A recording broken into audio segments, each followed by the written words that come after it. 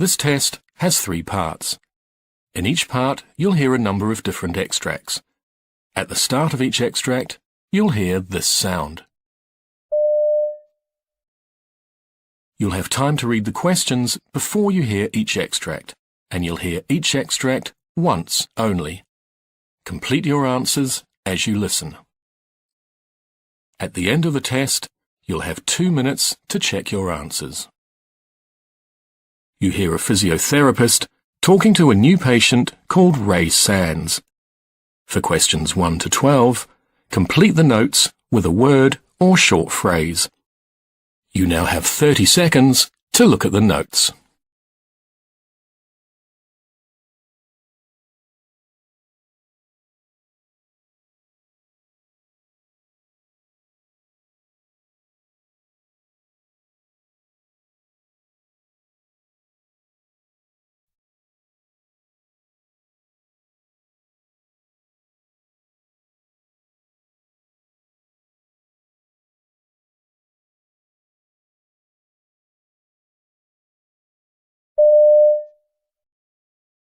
Come in. It's Mr. Sands, isn't it? That's right, Ray Sands. Now, I think you've been referred to me because you're suffering from sciatica. That's right. Not for the first time, actually. OK. Well, I've got some notes here, but perhaps you can tell me in your own words about any previous bouts of sciatica you've had, what treatment you had, what worked for you, anything else you can remember. Righto. Well, it all started when I hurt my back, about 18 months ago now. OK. I was giving somebody a hand with a heavy suitcase and I felt it go, just like that. Anyway, I slowly got over that, despite occasional flare-ups, and then, out the blue, about a year ago, sciatica developed. And it was 6 months till that finally cleared up altogether. Now it's come back in the last month or so, I'd say. I see. And your GP said it was sciatica? Yeah, I had this pain all the way down my right leg, and she said the real problem was in my back, because the sciatic nerve was getting trapped. Right. I mean, I'm telling you, this was no ordinary pain. It was really intense. I mean, to the extent that I couldn't stand for very long, couldn't walk hardly any distance, I couldn't sleep. Oh. I mean, the most frustrating bit for me was that I couldn't even turn over in bed. It just hurt so much. I just couldn't get comfortable. Do you know what I mean? Sometimes I'd have, a sort of tingling feeling in my calves as well. Right. But then at other times, my whole leg just felt a bit numb, really. It was weird. And of course, I couldn't go to work. I'm an events organiser, so I travel about a lot. I'm setting things up for conferences, lugging stuff around, And so there was no way I could manage any of that, the state I was in.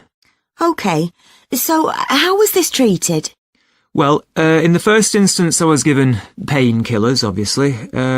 Ibuprofen, as far as I can remember. Right. And I was told to put compression packs on the affected area. I mean, that did ease the pain a little, but I was still housebound, practically speaking. OK. Then the GP sent me to see an osteopath, and I got some treatment there, but it didn't seem to make much difference. Right. So I was referred to a sports injury specialist, of all things. And he did a number of things that did seem to ease things a little, like working on my spine and lower legs. Oh, and he gave me a set of exercises to do at home. I see. Any other treatment? Oh, yeah, I almost forgot. There was this course of injections, and I went for various other therapies, like ultrasound, and another one where they do... they use, electrical impulses. I can't remember exactly what it's called. OK.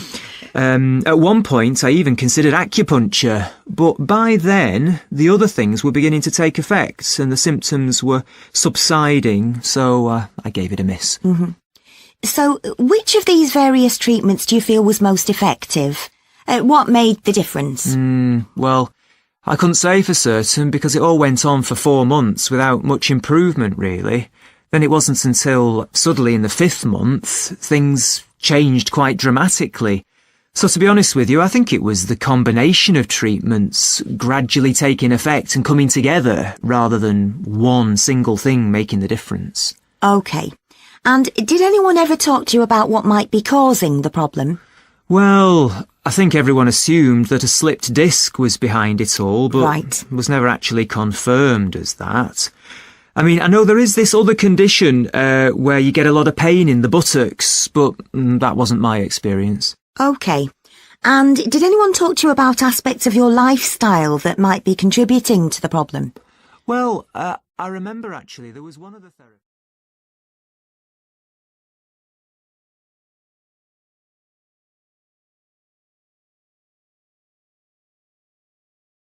Extract 2, questions 13 to 24. You hear a consultant dermatologist talking to a patient called Jake Ventor. For questions 13 to 24, complete the notes with a word or short phrase. You now have 30 seconds to look at the notes.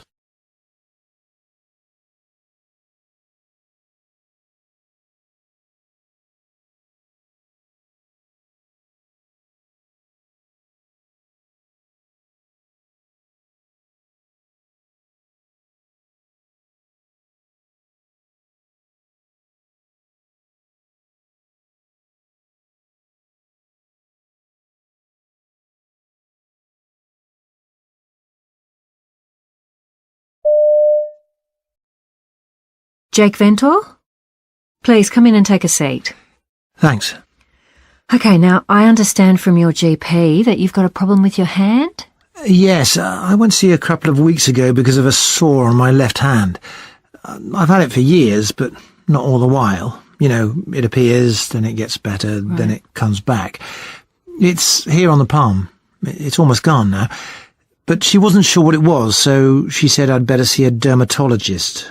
She took a photo. Did you get that? I did, yes. So tell me about the condition, how it feels and... Well, I always know when I'm going to get it because I have this itching beforehand. Right. I wake up at night wanting to scratch the area, though I try to stop myself. Good. Then a few hours later, I get one or two little blisters, and they gradually get bigger and join up into one big one. It all feels a bit hot, and the skin around it goes red. When I showed this to the doctor, she used the word chaotic to describe it. Anyway, it gradually dries up, and I get a scab.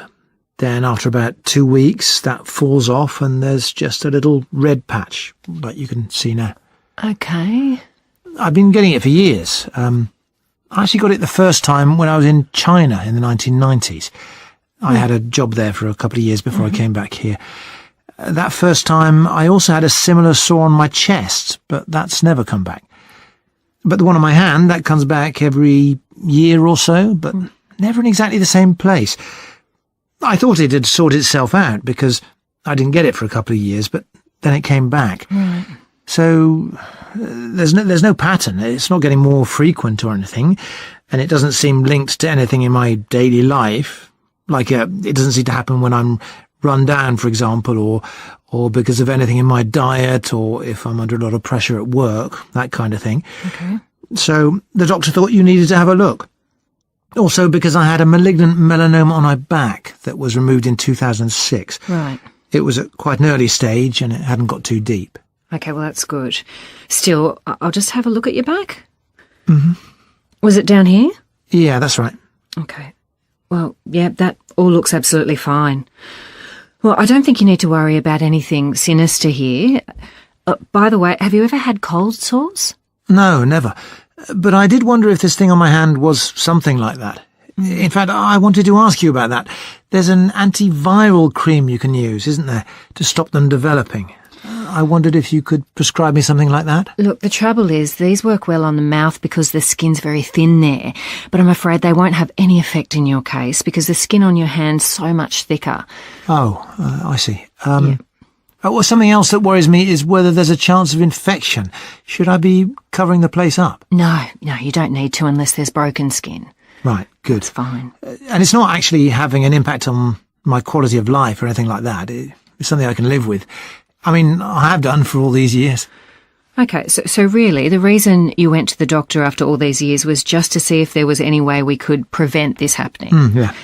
Okay, well, at this stage, the best thing to do is organise a biopsy. It might be a bit uncomfortable, but it means we can rule certain things out. Okay.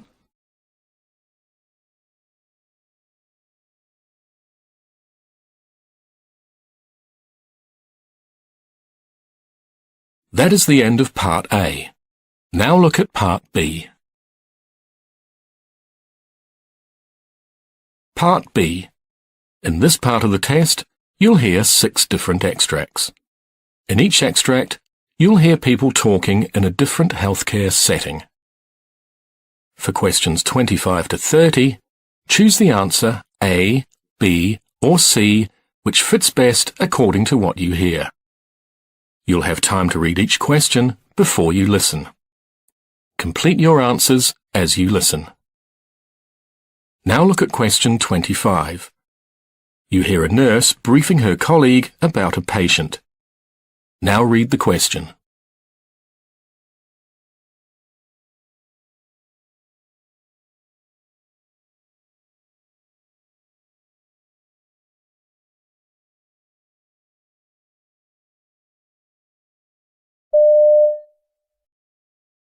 Mrs. Green was admitted last night for pneumonia. She came in yesterday with a cough, fever, dizziness and chest discomfort.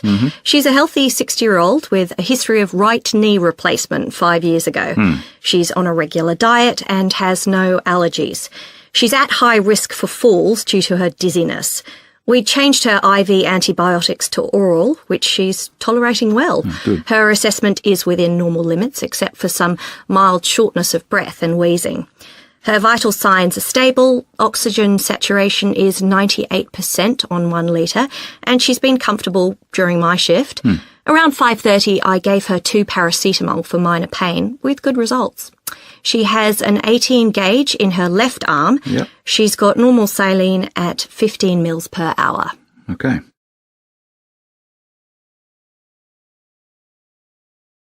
Question 26. You hear the manager of a care home for the elderly talking to the nursing staff. Now read the question.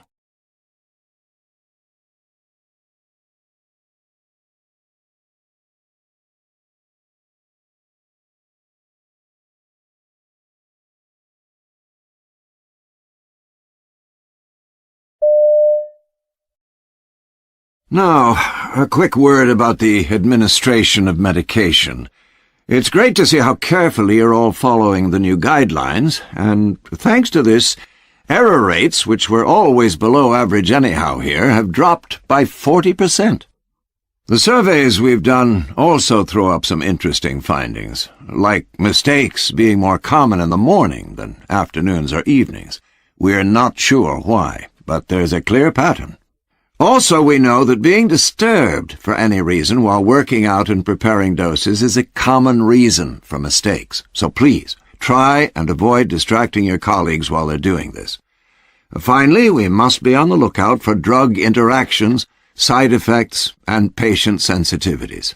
Fortunately, we haven't had too many problems of this nature, but the care needs of the vast majority of our residents are often quite complex.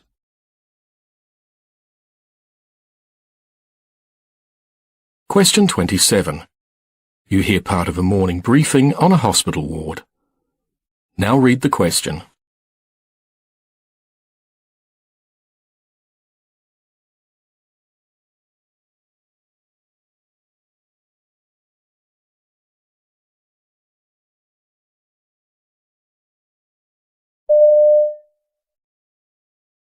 Right, so overnight admissions to the ward. Greg, could you start us off? Sure. We have Sue Deans in bed 5. She's a 54-year-old female who was brought into the emergency department by police overnight. She has a history of poorly controlled paranoid schizophrenia. She presents with chronic persecutory and paranoid delusions and also significant thought disorder. She's to remain in high dependency unit care until the stabilisation of her symptoms. We'll be observing her every 15 minutes and monitoring the level of her distress, psychosis, and any response to interventions offered. Okay. I'll review the clinical and detention status this afternoon. Now, what's the plan for discharge? Social work interventions required for placement and community support options, and that's been booked for tomorrow. Also, an application for the appointment of legal guardian may be required. Right. We'll consider that at tomorrow's ward round.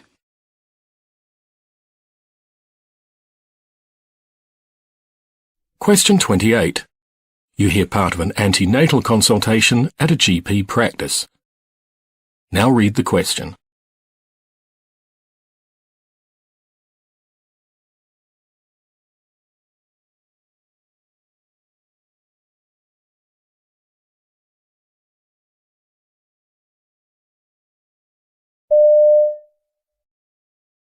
Mrs. Summer, how can I help today? Well, I just wanted to check something. Okay. So you're having a home birth? Yeah, though everyone's on at me about going into hospital. I had my last child there, but I'm determined to be at home this time, to feel more relaxed as well as safe. But I wondered about an at-home epidural if I wanted it. Going without wouldn't put me off, though. An epidural's out, I'm afraid, because we can't do it without an anaesthetist. Just pethidine or gas and air. But they're very effective painkillers. Yeah, pethadine's good. And you had a bad patch after giving birth last time. Yeah, I got really depressed. I couldn't understand it. It was short-lived, though, and I'm better prepared now. It can't be prevented, but I have read up about coping strategies.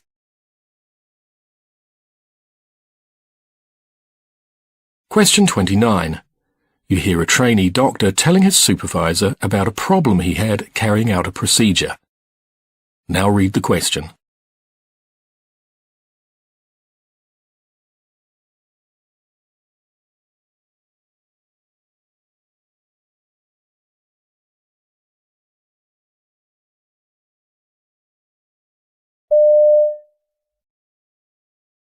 So how's today gone, Harry?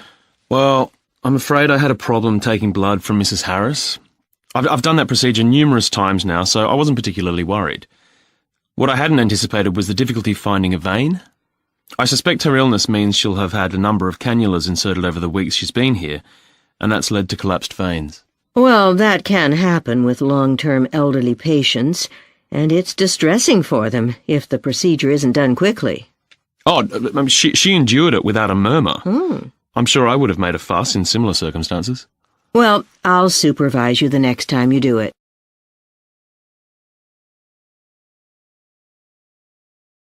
Question 30. You hear a doctor talking to a teenage boy who has a painful wrist. Now read the question.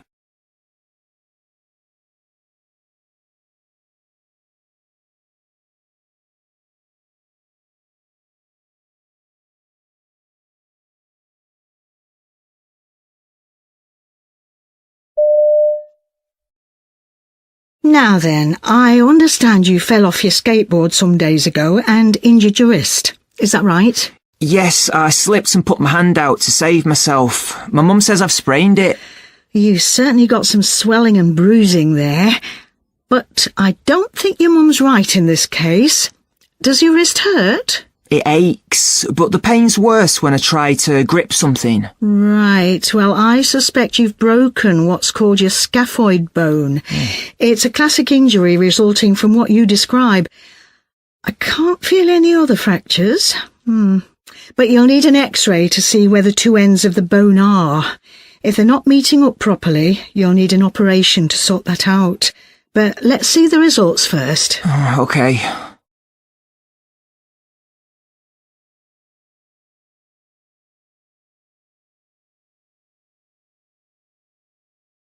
That is the end of Part B. Now look at Part C.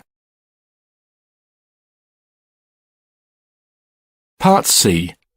In this part of the test, you'll hear two different extracts. In each extract, you'll hear health professionals talking about aspects of their work. For questions 31 to 42, choose the answer A, B, or C, which fits best according to what you hear. Complete your answers as you listen. Now look at Extract 1. Extract 1, questions 31 to 36.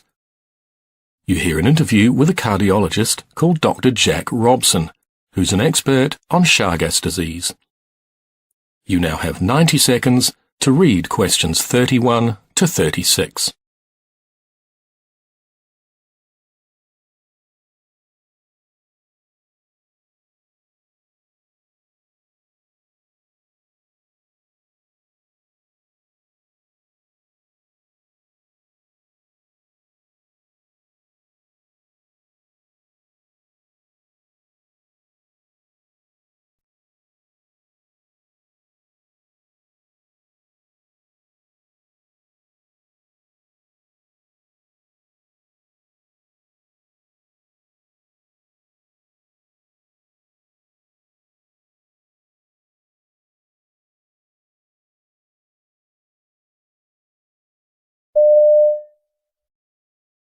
Today we're talking to Dr. Jack Robson, a cardiologist and Chagas disease specialist in the USA.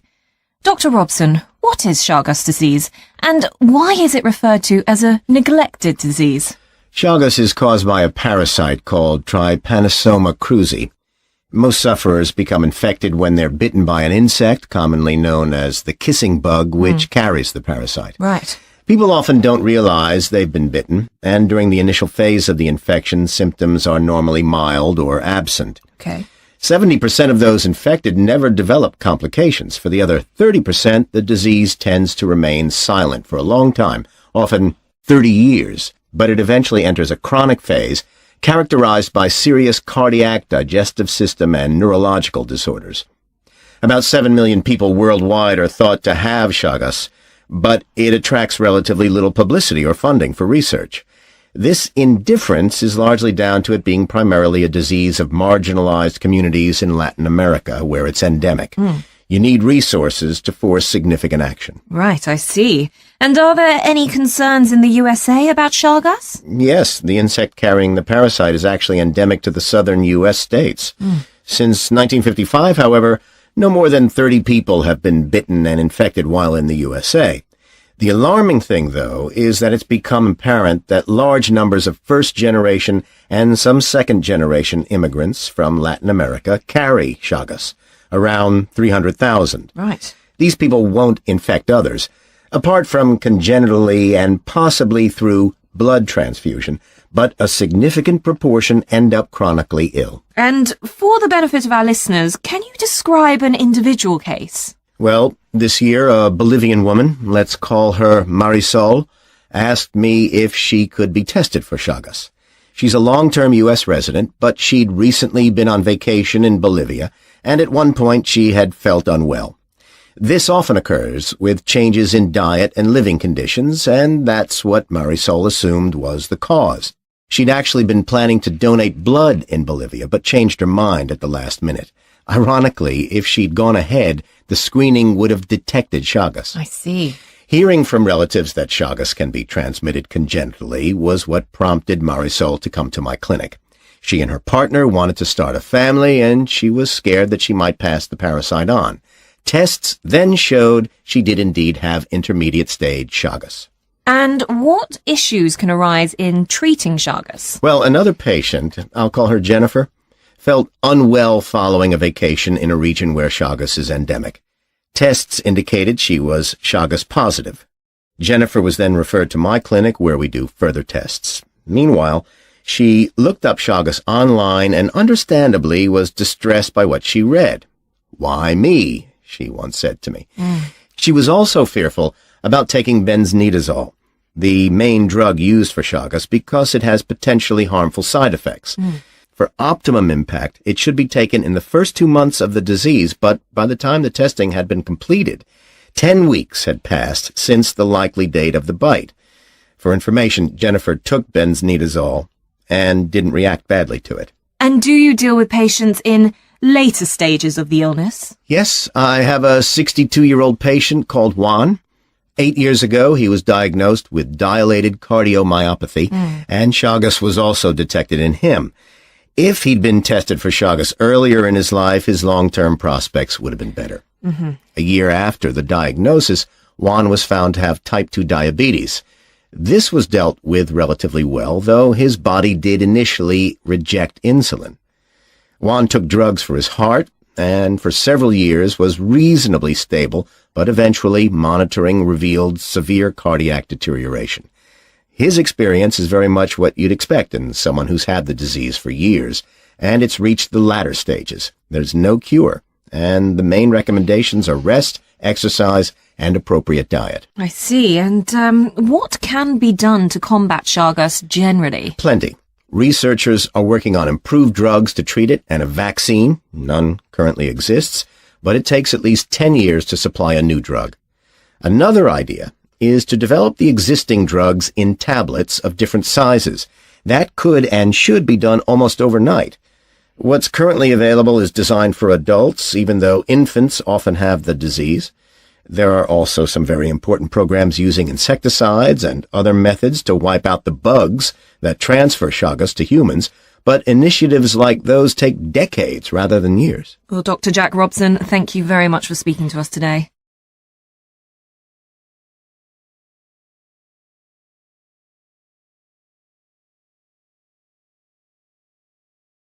Now look at Extract 2. Extract 2. Questions 37 to 42. You hear an occupational therapist called Anna Matthews giving a presentation to a group of trainee doctors. You now have 90 seconds to read questions 37 to 42.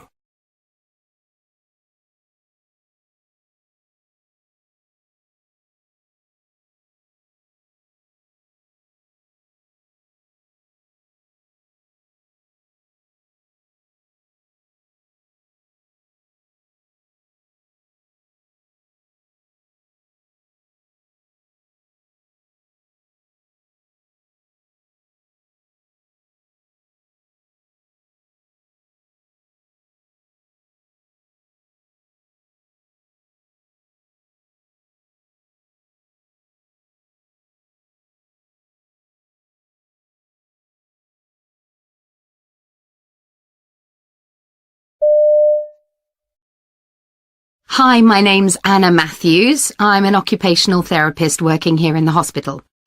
In a moment, I'm going to present a case study to you to show you the type of work I do. But first, let's think about what we understand by occupational therapy and the part it plays in patients' recovery. In simple terms, therapists like me help patients of all ages to participate in the things they want or need to do, through the therapeutic use of a range of recognised activities. For example, this could be helping patients who are recovering from illness or injury to regain skills and get back to work, or it could be supporting older adults who are going through physical and cognitive changes.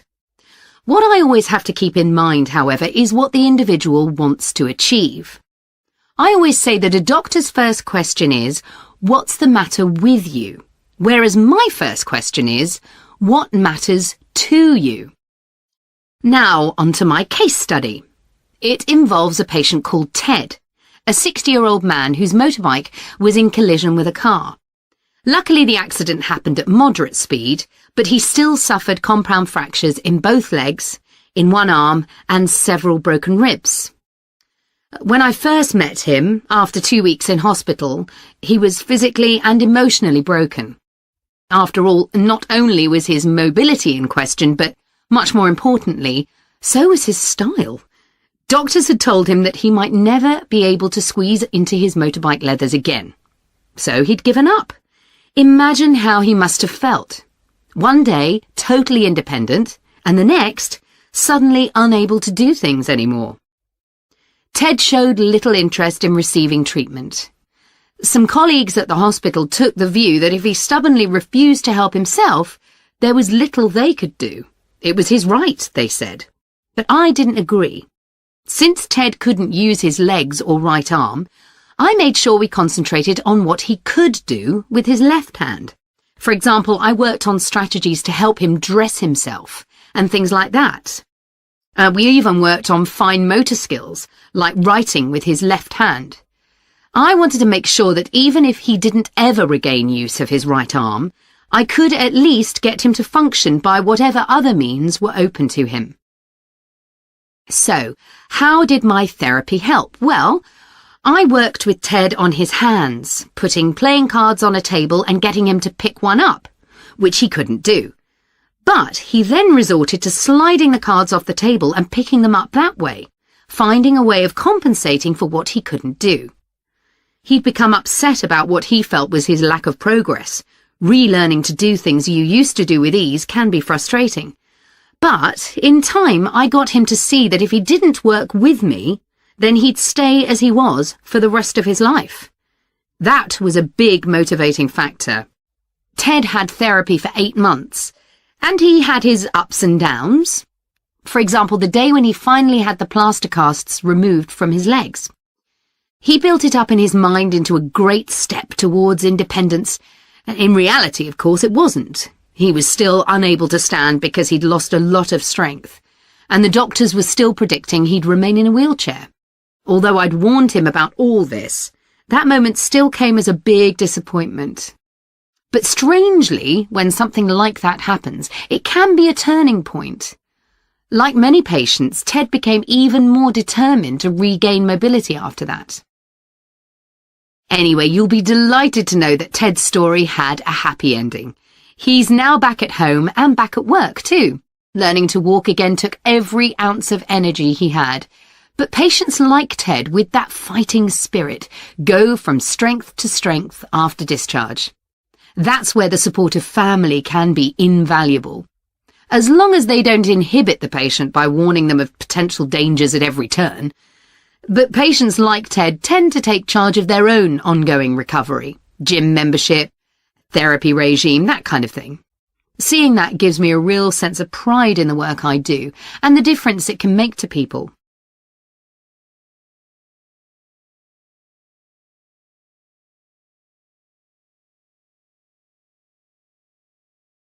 That is the end of Part C. You now have 2 minutes to check your answers.